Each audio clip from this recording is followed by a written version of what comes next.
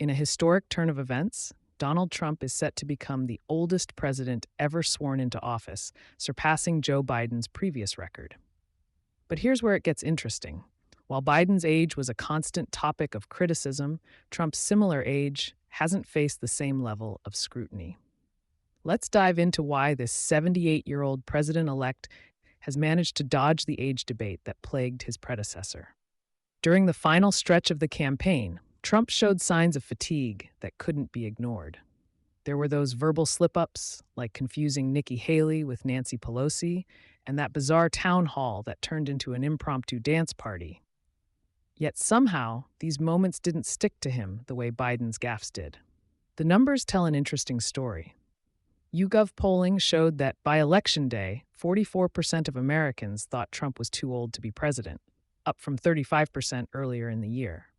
But compare that to Biden, where a whopping 70% of voters thought he was too old. The difference in perception is striking. Trump's team has masterfully crafted an image of vitality. They're quick to point out his golf championships and hundreds of speaking events, contrasting sharply with Biden's more limited public appearances. As one Republican strategist put it, when you compare him to Joe Biden, he seems like a different species. But here's where Trump's strategy gets really clever. He's surrounding himself with one of the youngest cabinets in modern history. We're talking about 40-year-old J.D. Vance as the first millennial vice president and 27-year-old Caroline Leavitt as the youngest White House press secretary ever. The average age of his top cabinet positions? Just 54 years old. That's the lowest since George H.W. Bush's administration. However, there are some concerning signs that can't be ignored.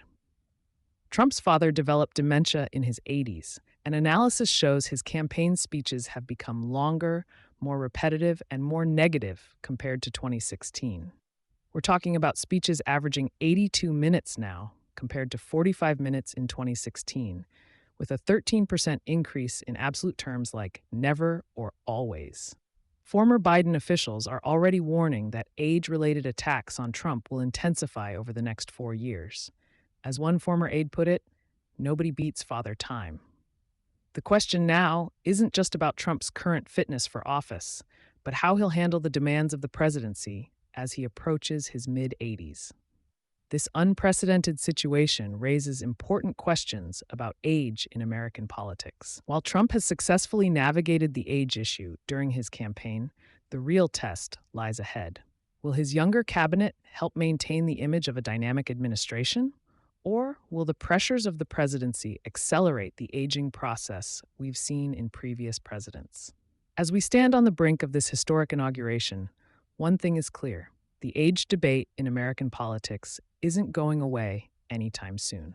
Trump's second term will either prove that age is just a number in politics or confirm what many fear, that there should be an upper age limit for the most demanding job in the world.